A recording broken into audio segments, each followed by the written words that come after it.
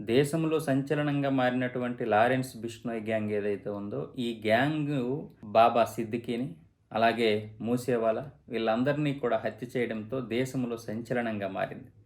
కొంతమందిని బెదిరించింది కూడా సల్మాన్ ఖాన్ లాంటి వారిని. అయితే ఈ బెదిరింపులకు పాల్పడడం వల్ల చాలామంది ఈ గ్యాంగ్‌ని ఉపయోగించుకుంటూ అనేక రకాలుగా అనేక మందిని బెదిరిస్తూ డబ్బునైతే తీసుకోవాలనుకున్నారు. క్యాష్ చేసుకోవాలనుకున్నారు. కొంతమంది అది వర్కౌట్ అయింది. కొంతమందికి వర్కౌట్ కాలేదు.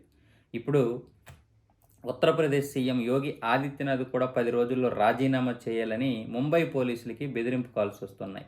అలా చేయకపోతే ఆయన్ని కూడా చంపేస్తామని వాళ్ళు బెదిరించడంతో ఆ కాల్స్‌ని వాళ్ళు సీరియస్‌గా తీసుకొని ముంబై పోలీసులైతే తీవ్రంగా గాలించారు. మొత్తానికి ఆ నిందితురాలిని పట్టుకున్నారు. ఆమె ఎవరో కాదు, ఆమె ఫాతిమా ఖాన్ అంట. ఆమె మతిస్థిమితం లేదని వాళ్ళంటున్నారు. మొత్తానికి అదేంటో గాని మరి ఇలా బెదిరించిన వాళ్ళని, అలాగే దేవీ దేవతల్ని అవమానించిన వాళ్ళకి మరి మతిస్థిమితం లేదని చాలామంది అంటున్నారు. ఈ మతిస్థిమితం లేని వారితో నిజంగా ఎవరు చేయించకుండానే వీళ్ళు చేస్తున్నారా? నిజంగా వీళ్ళకి మతిస్థిమితం లేదనుకుందాం. ప్రతి ఒక్కరికి మతిస్థిమితం లేకుండా పోతుంది ఎందుకు మరి సరే. అంటే వీళ్ళ ఎనకాల ఎవరో లేకుండా ఉంటారా? మొత్తానికి పోలీసులైతే అక్కడ వరకు ఆపేశారు.